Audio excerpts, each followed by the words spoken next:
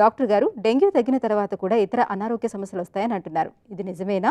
Dengue తగ్గిన తర్వాత కూడా తీసుకోవాల్సిన జాగ్రత్తల గురించి వివరించండి అని అడుగుతున్నారు. ఈ ప్రశ్నకు డాక్టర్ గారి సమాధానం ఇప్పుడు తెలుసుకుందాం.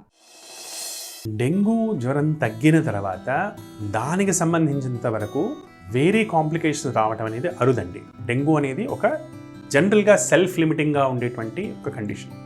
రక్త కణాలు పడిపోవటం, రక్తంలోంచి ప్లాస్మా అనేది బయటికి పోవడం అనేది దీనికి ఉన్నటువంటి మోస్ట్ డేంజరస్ కాంప్లికేషన్స్. ఇది అందరిలో జరగదు. అంటే డెంగ్యూ జ్వరం 100 మందిలో వస్తే ఒక 15 నుంచి 20% మందిలో మాత్రమే ఈ 2 కాంప్లికేషన్స్ మనకు కనపడతాయి. ఈ దశ దాకా వెళ్ళినటువంటి వాళ్ళలో ఊపిరితిత్తుల్లో నీళ్లు నిండడం, కడుపులో నీరు ఉబ్బటం అంటే నీరు నిండటం, ఆకలి తగ్గిపోవడం, లివర్లో వాపులా రావటం, ఇలాంటి విషయాలు మనకు కనపడుతుంది.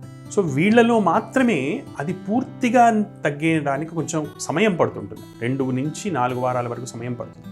మిగతా వాళ్ళల్లో అంటే 85% మందిలో డెంగ్యూ ఒకసారి తగ్గిన తర్వాత మళ్ళీ దానికి సంబంధించినటువంటి వేరే కాంప్లికేషన్స్ రావడం చాలా అరుదు. ఓన్లీ ఈ 15% మందిలో మాత్రం ఆ నీరసము, ఆకలి తక్కువగా ఉండటము, కడుపు ఉబ్బరము, కొంచెం నడవంగానే ఆయాసం, ఇవి పూర్తిగా తగ్గడానికి 15 రోజులు సమయం పట్టొచ్చు. రెస్ట్ బాగా తీసుకొని ఆహారంలో తగినటువంటి నియమాలు పాటిస్తే కనుక ఇవి కూడా తొందరగా తగ్గేటువంటి అవకాశాలు ఎక్కువగా ఉంటాయి.